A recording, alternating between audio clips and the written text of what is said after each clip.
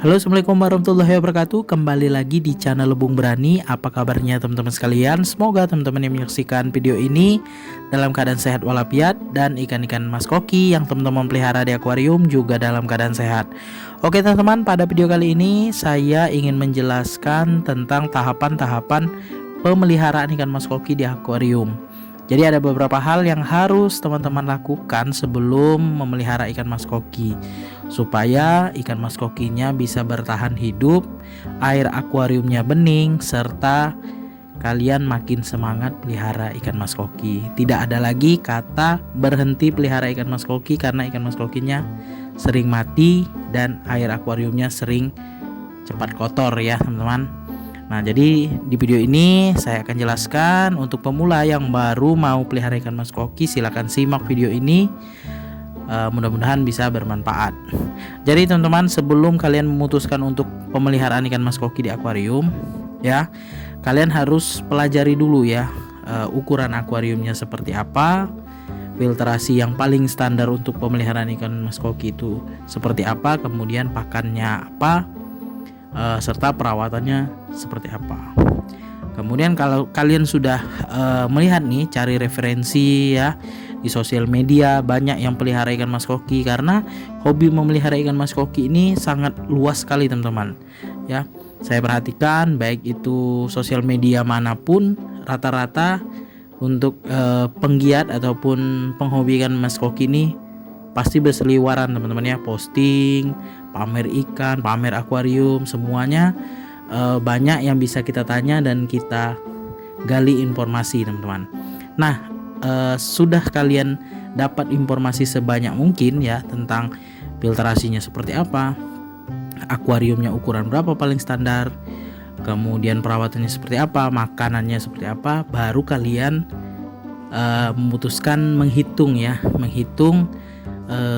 dana ataupun keuangan yang akan kalian keluarkan untuk membeli peralatan akuariumnya. Nah, ini baru peralatan akuarium ya teman-teman ya.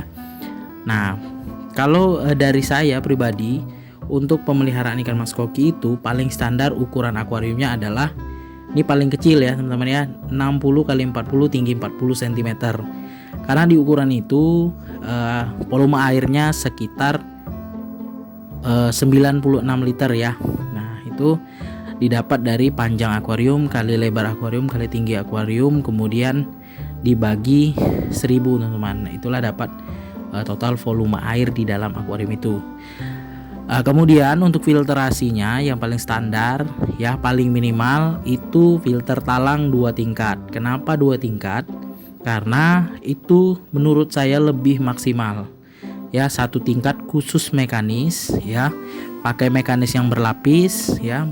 Kalau saya di top filter itu 2 lapis jaring nelayan, 2 lapis grand wall, baru kapas putih, dan pakai tatakan supaya media filter mekanisnya tetap tetap kering ya, tidak terendam air. Kemudian tingkat yang bawah filtrasinya bisa menggunakan full batu apung, atau teman-teman kalau mau beragam boleh pakai batu apung, bioring atau biobal ya.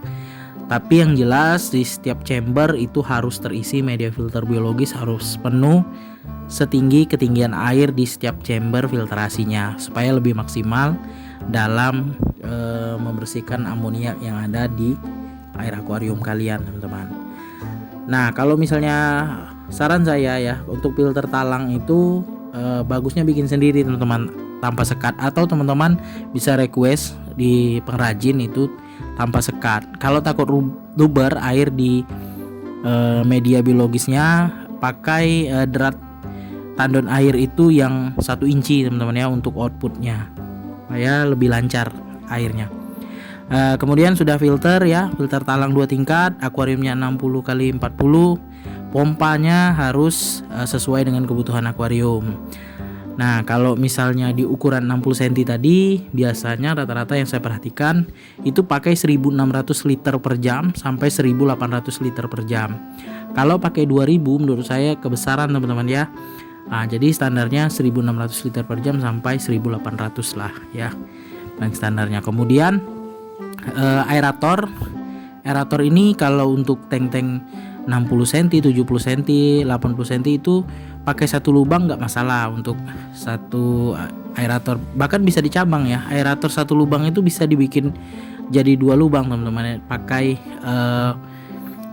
T ya, keni T itu ya, yang untuk selang aerator itu bisa teman-teman. Nah, aerator, pompa akuarium, filtrasi. Nah, nanti setelah itu kalian setting ya pompanya. Kalau misalnya kurang maksimal sedotannya, bisa diganti elbow di moncong power head atau pompanya, atau teman-teman pakai yang standar itu juga bisa ya. Sudah dipasang pompanya, filtrasinya sudah dipasang ya, 2 tingkat talang, kemudian diisi air teman-teman ya. Nah, jangan lupa juga untuk akuarium ini sering terjadi ya, akuarium retak di bagian lantai, ternyata tidak pakai alas teman-teman. Nah, ini teman-teman bisa pakai styrofoam atau busa ati ya untuk alas akuariumnya, supaya akuariumnya tidak retak. Dan sebelum ditaruh busa ati atau styrofoam tadi, dicek dulu ya di bawah akuariumnya itu ada pasir atau enggak ya, atau di styrofoamnya, supaya tidak pecah ya. Nah, kemudian sudah dipasang semua peralatannya. Ini juga lupa untuk lampu akuarium ini, opsinya teman-teman bisa pakai yang murah meriah boleh juga. Kalau misalnya budgetnya cukup, pakai yang bagus juga nggak masalah ya. Candila ProRed Day and Night atau View ya, itu sekitar 140 ribuan. Kalau yang biasa-biasa saja, yang Eco 2 baris mata LED-nya bagus juga, itu ya sekitar 60 sampai 70 ribuan lah teman-teman.